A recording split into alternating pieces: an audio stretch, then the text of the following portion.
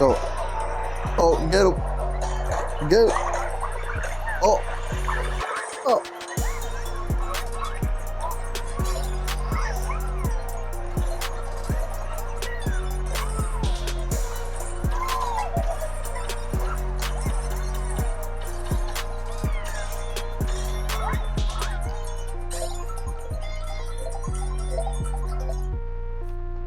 Oh, are we rolling?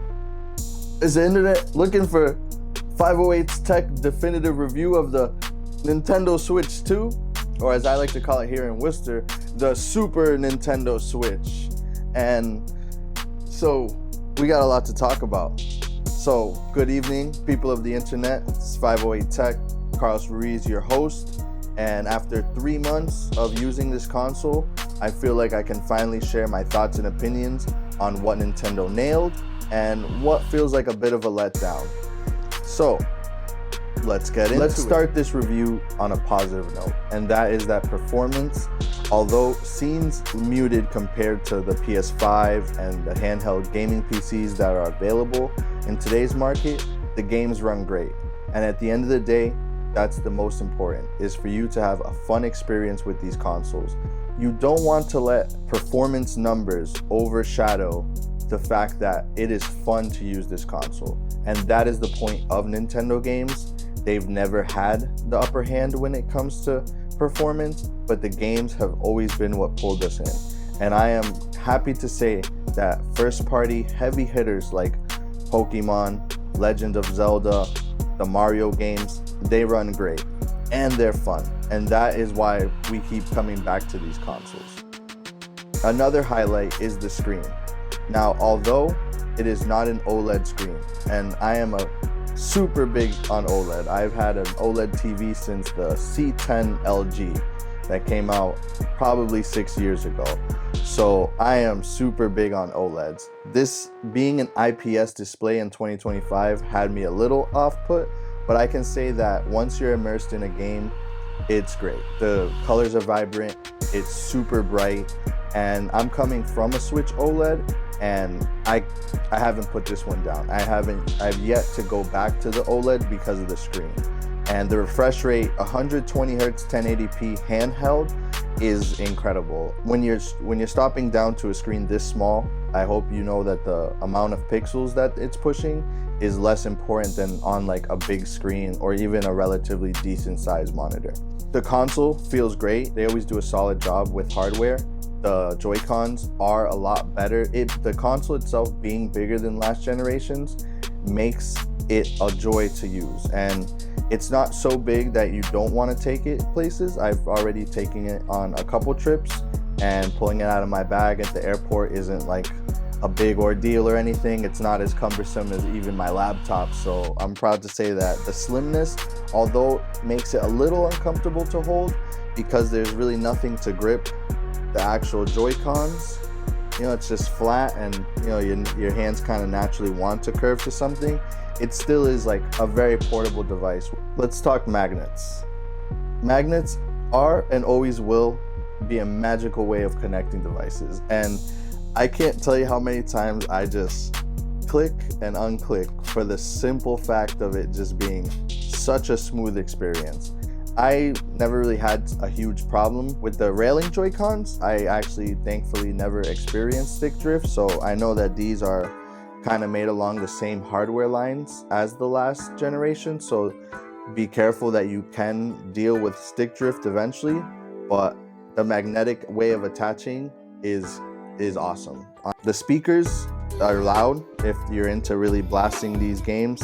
A lot of Nintendo games don't have a lot of talking, so mainly I'm not really blasting the speakers, but the screen is plenty bright. Even on its dimmest mode at night, might be a little on the brighter side, but the hardware itself is great. And having two USB-C ports, one on the bottom and one on the top, is also very useful because some people like to rest it on a table, or when I was on the plane, it rested on the little lunch tray and kind of just have my charger plopped up on the top. As Uncle Ben would say to Peter Parker, with great performance improvement come great battery drainage. And the battery life on this console isn't great. I rarely almost ever drained. I play a lot of Pokemon and a lot of Pokemon. So the games I'm using, minus Breath of the Wild, aren't very demanding, but battery life on this console isn't the best. And I haven't even dived into something like Cyberpunk, but I'm getting around 2.5 hours, depending how bright I'm playing. Fantasy Life I seems to drain it rather quickly. I was on a 4-hour flight and I pretty much had it glued to the charger, which again, it's not a big deal, but it is something that you probably have to be a little more conscious about. And again, it's a good trade-off with it being lighter than most of the other consoles and thinner and slimmer. And you know, the sleekness does give it a certain appeal that may be a little more attractive to most people than something super big and bulky like the ROG Ally or the Stream Deck, which is a big reason why I haven't picked up any of those consoles. 1080p and 4K docked, in my opinion, are the perfect resolutions for this console. Let's face it, 8K has never really taken off like TV manufacturers would have loved. And I kind of appreciate that instead of always upping the resolution, manufacturers have gotten into upgrading better color science. TVs are now regularly coming out with higher refresh rates. Brightness is always coming up on HDR TVs. So 4K, I think, is something that will keep this console relevant for many years to come. And that is one of the good things about the old Switch, is that I bought the OLED a couple months after it came out, and it has stayed relevant literally until 3 months ago. There was no better Nintendo console to get than that. So aside from the obvious eventual OLED upgrade, which may or may not come with performance improvements, I doubt. It's kind of, you can buy this with confidence knowing that it's gonna be the Nintendo console that will be able to play all the games that come out for years to come, which, you know, when you buy it, you want to, it is, you know, $500 is a good amount of money to be spending on a console these days, but at least you're buying it with the confidence knowing that it will last you for a long time. So kudos to Nintendo avoiding, you know, wanting to upgrade every other day like a lot of other manufacturers. Let's talk dock mode. If you've owned a Switch, an OG Switch or a Switch OLED, and have been able to use and have been using, if you've ever owned an original Switch with the dock, then it's the same process. Kind of just disattach the Joy-Cons, slot it right into the dock, make sure your TV's on the correct corresponding HDMI, and you're up and running, which is another benefit of these hybrid consoles, is that it's a very seamless process. And if you're ready to get up and go, you just kind of slot it out, reattach your Joy-Cons, and you're good to play it again wherever you want, which I feel for the price tag is justifiable because you're getting 2-in-1. You're getting a TV gaming station, and a handheld. I feel like Nintendo's done a very good balance of prioritizing both. I don't feel like there's any one mode outweighs benefits of the other mode. The upped resolution for dock mode is very welcome, and the portability of the slimness of the console for portable use is also pretty good. So again, I have no real big complaints aside from one, and I'll say it, I feel like this console came too little too late. Everything about this console is pretty fire. Like the 1080p 120 hertz screen, games run great. They went with an NVIDIA processor. DLSS on NVIDIA for upscaling, we all know, is also welcome. It'll help keep this console relevant for years to come. But again, these are things that I felt we could have gotten 2 years ago. This could have been billed as more of like a Switch Pro, at least if it came 2 to 3 years ago, which again was the height of the Nintendo Switch rumors. I still can't believe we went this long with all these rumors for years of what the Switch 2 will be, what it'll be called, what it will be the performance. Like, I've seen so many renders of fake Switch 2 models, and this is a great console, but again, Nintendo you were already behind in 2017 when the original Switch came out.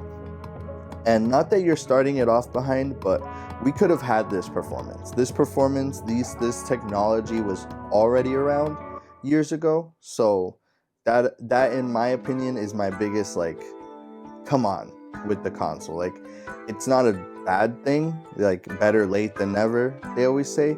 But again, we had this technology, and we have better screens. We have, consoles with a lot more power, handheld consoles with a lot more power. We've had those for years.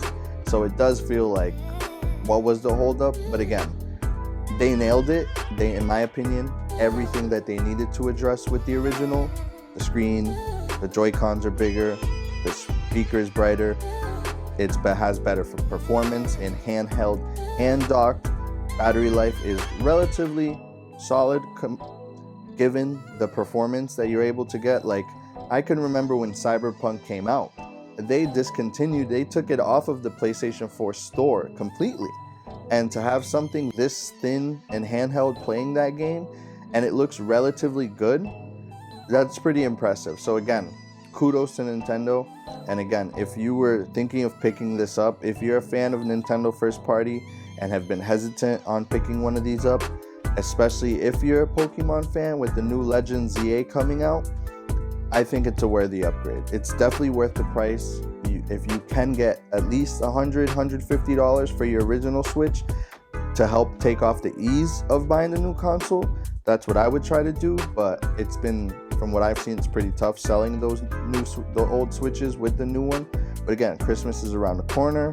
If you get friends or family to chip in some money as a gift, and you're a big Nintendo fan, you will have no problems with this console. You can buy this with confidence that you will enjoy it. It will work as smooth and as seamless that it can.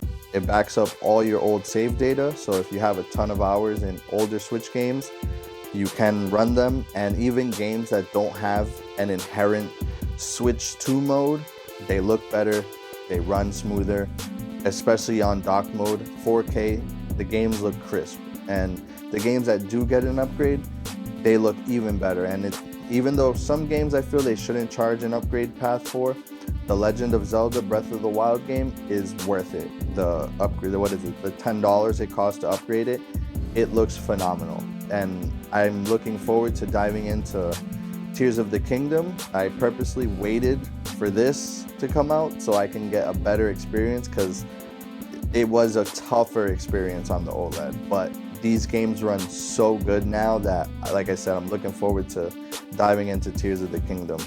Let me know in the comments, what was your first Nintendo game that you ever played, and if you're picking up this console. This has been 508 Tech, 90 days with the Nintendo Switch. Like, I just did a bid with the thing. Let's go. 508 Tech out.